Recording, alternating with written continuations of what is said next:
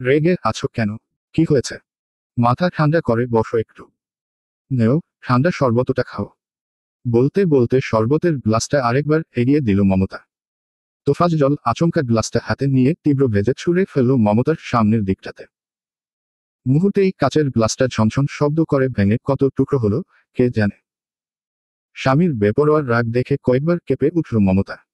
ভীত চোখে আশপাশে তাকালো। থেমে নেই আজ তোফাজ্জল। লোকটা ক্রোধে হিতাহিত জ্ঞান হারিয়ে স্ত্রীর গোলা চেপে ধরে ফুঁসে উঠল। বেয়াদব মহিলা। মমতা ত্রাসে জ্বরসর হয়ে এলো। আশপাশে তাকিয়ে আবারও কাউকে খুঁজল। এত চেঁচামেচি শুনেও তার হয়ে কেউ এগিয়ে আসেনি। দুটো ছেলে মেয়ে জনই ঘর কোনো। মেয়েটা তো জগতের মাঝেই নেই বোধ হয়। ছোট ছেলেটা বুদ্ধি প্রতিবন্ধী। হারা মজা দা মোবাইল নিয়েই বোধ হয় রুমে পড়ে আছে। জগতের কোনো চিৎকার চেঁচামেচি তার কানের পাশ দিয়েও যাবে না। অন্যদিন হলে মমতাও হম্বিতম্বি দিয়ে ফেলতো এতক্ষণে। কিন্তু এখন তার সময়টা বড্ড খারাপ যাচ্ছে। মমতা অজানা ভয়ে আরো একটু নরম হয়ে এলো। স্বামীর হাত ছাড়াতে ছাড়াতে কোমল গলায় বলল, অধরার আব্বু, শান্ত হও। তোফাজ্জল আরও ভয়ানক ক্রোধ নিয়ে স্ত্রীকে ঝাঁকুনি দিয়ে ফেলে দিল। নিজের রাগ সংবরণ করতে পাশের টি টেবিলটাতে লাথি মেরে চেঁচিয়ে উঠল, তুমি আমাকে শান্ত হতে বলছো মমতা? এরপরও তুমি আমাকে শান্ত হতে বলছো?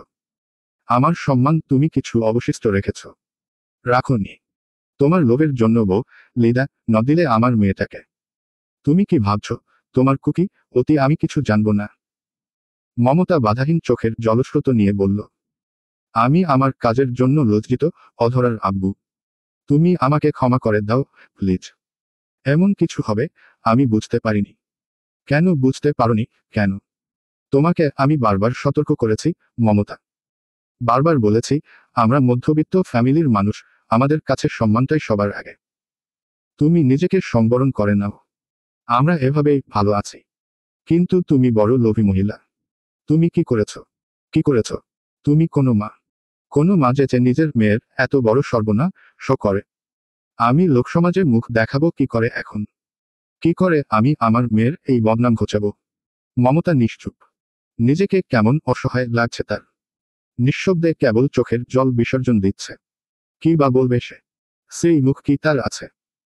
এই মুহূর্তে তার মনে হচ্ছে তার করা জগতের সব পাপ একত্রিত হয়ে তাকে চেপে ধরেছে, গিলে খেতে চাইছে। আর মমতা কোনো কুলকিনারা না পেয়ে পাপের সাগরে কেবল হাবুডুবু খাচ্ছে। তার মধ্যে একটু থেমে তোফাজ্জল উচ্চ কণ্ঠে আবারও বলল, শুধুমাত্র ছেলে মেয়েদের কথা ভেবে আমি এতদিন সব সহ্য করেছি, অনেক সহ্য করেছি। কিন্তু আর না। আর এক মুহূর্তও না। ওদের ভালো থাকার জন্য দিনের পর দিন আমি তোমার কাছে নত হয়েছি, তোমার উচ্চস্বরে করা অপমান সহ্য করেছি, তোমার রাগ, অভিমান, অন্যায় সব চুপচাপ মেনে নিয়েছি। শুধু চেয়েছি আমাদের সন্তানরা শান্তিতে থাকুক, ওরা সুখী হোক। কিন্তু আজ আমার সেই আদরের মেয়েটা তোমার জন্য সব হারিয়েছে। প্রতিনিয়ত অশান্তি আর লাঞ্ছনার গুণে রাবে ওকে। আমার তো সব শেষ হয়ে গেছে। কিন্তু তোমার, শোনো, তোমার আর আমার সংসারে থাকার কোনো অধিকার নেই মমতা। তোমার মতো স্বার্থপর নারীকে আমি আর এক মুহূর্ত সহ্য করব না। আজই আমি তোমাকে ত্যাগ করব। আজই আমি তোমাকে ডিভোর্স দেব। ডিভোর্স। স্বামীর বলা ডিভোর্স শব্দটা কানে লাগতেই মমতার শ্বাস আটকে এলো। দুনিয়া ঘুরে এলো। এই বয়সে এসে ডিভোর্স ভাবতেই মানুষটা বুক চেপে ধরে অঙ্কে উঠল। কি বলছো অধরার আব্বু? তোফাজ্জল ভুইয়া প্রচণ্ড রকমের তেতে আছেন। অনর্গল ঘরের জিনিসপত্র ছোড়াছুড়ি করে নিজের রাগ বিসর্জন দিচ্ছে। অফিস টাইমে লোকের বাঁকা দৃষ্টি আর ফিসফিসানি শুনে লজ্জায় তার মুখ লুকানোরও জায়গা হয়নি। নেহাত লোকটা ভদ্রলোক, স্ত্রীর গায়ে হাত তোলার মতো কাপুরুষ নয়। অন্য কেউ হলে এতক্ষণে মমতার মতো মহিলাকে কয়েক ঘা বসিয়ে বেহুশ করে ফেলত। কিন্তু উনি তা পারছেন না। তাই নিজের মেটাতে ঘরের ভেতর কালবৈশাখীর তাণ্ডব চালাচ্ছেন। জগতের কোনো কথাই তার কর্ণগোচর হচ্ছে না। মমতা আর এক মুহূর্ত লোকটার সামনে দাঁড়ানোর সাহস করল না। আলগোছে মেয়ের রুমের দিকে ছুটে গেল। একমাত্র মেয়ের কথাতেই তোফাজ্জল ঠান্ডা হতে পারেন। মেয়েটা তার বড় আদরের।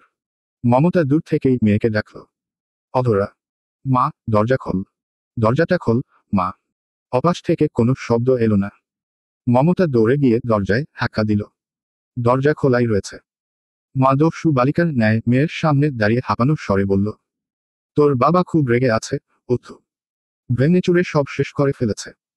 তুই গিয়ে তাকে একটু আটকা, মা। হাঁটুতে মুখ গুজে বিছানার দেয়াল ঘেঁষে বসেছিল অধরা। তার কানে মায়ের বলা কিছু ঢুকলো কি না বোঝা গেল না। বরং মেয়েটা মা কে দেখে কিঞ্চিত বিরক্তই হলো। চোখে মুখে একরাশ ক্ষোভ মিশ্রিত অনুভূতি নিয়ে সে বলল, বিরক্ত করো না তো, আম্মু। মেয়ের আচরণে মমতা পুরোপুরি হতাশ হলো, আশাহত হলো। কি বলছে এই মেয়ে? মাথা গেছে ওর? এদিকে তার সংসার ভাঙতে চলছে, আর মেয়ে কি না তাতে বিরক্ত হচ্ছে। এই দিনও তার দেখতে হলো। সে এতটাই খারাপ মা। মমতা এবার বেশ শব্দ করেই কেঁদে উঠল। হাউমাউ করে মেয়ের সামনেই হাঁটু ধসে বসে পড়ল। কিন্তু তা কিছুই লক্ষ্য করছে না অধরা। সে ভাবছে অন্য জগৎ নিয়ে। গতকাল থেকেই তুমুল ভাবে ভাবছে মেয়েটা। দুনিয়ার সবকিছু তার অসহ্য লাগছে। নিজেকে, মা কে, ঘরদোরকে। কিচ্ছু ভালো লাগছে না তার। যে প্রেম পেতে একসময় ব্যাকুল হতো মেয়েটা, আজ সে প্রেম ভালোবাসার প্রতিও এসেছে বিতৃষ্ণা। ভালোবাসা, এই ভালোবাসা মোহমায়া পুষে কি পেল সে? কিছু পেল? শেষমেশ সবই তো গেল। এর থেকে ইরফান ভাইয়ের কথা মেনে নিজেকে সংযত করলেই তো পারত সে। লোকটা তো তাকে বারবার সতর্ক করেছেন, সেবারও বলেছেন, সময় থাকতে নিজেকে শুধরে নে, অধরা। বেহায়ামও করে নিজেকে আর ছোট করিস না। প্রত্যেক মানুষের ভেতরে অন্তত কিছুটা আত্মসম্মানবোধ থাকা উচিত, কিন্তু তোকে দেখে মনে হচ্ছে তোর ভেতর সেটাও নেই। মানুষ তোকে পুতুলের মতো নাচাচ্ছে, আর তুই সেই ছকের খেলোয়াড় হয়ে যাচ্ছিস। তুই কি এতটাই বোকা? কেন এই পাগলামি করছিস? জোর করে কিছু হয় না, এটা বুঝতে পারছিস না? তোদের এই লোভের জন্য একদিন দেখবি তোরা সব হারাবি। আমি আবারও স্পষ্ট করে বলছি অধরা, তোকে নিয়ে আমার কোনো অনুভূতি নেই। আমি অন্য একজনের প্রতি আসক্ত। শুধু আসক্ত না, তীব্রভাবে আসক্ত।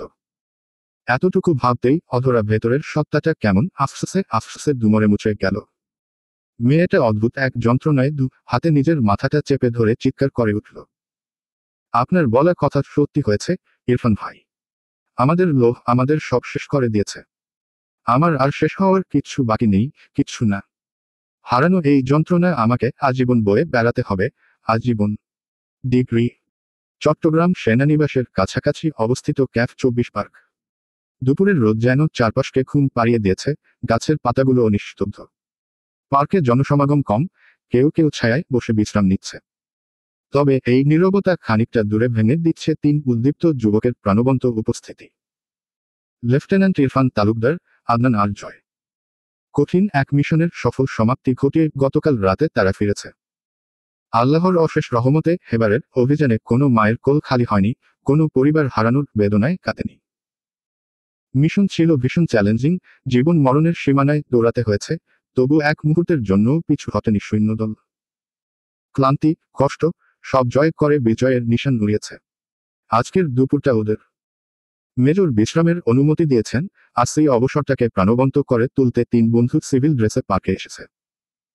তাদের টগবগে শরীরে বিশ্রামের সময় নেই, বরং শুরু হয়েছে এক মজার বাজি। 5 মিনিটে কে সবচেয়ে বেশি পুশ আপ দিতে পারবে। শর্ত একটাই, যে জিতবে তাকে বাকি 2 জন আজ জমিয়ে খাওয়াবে।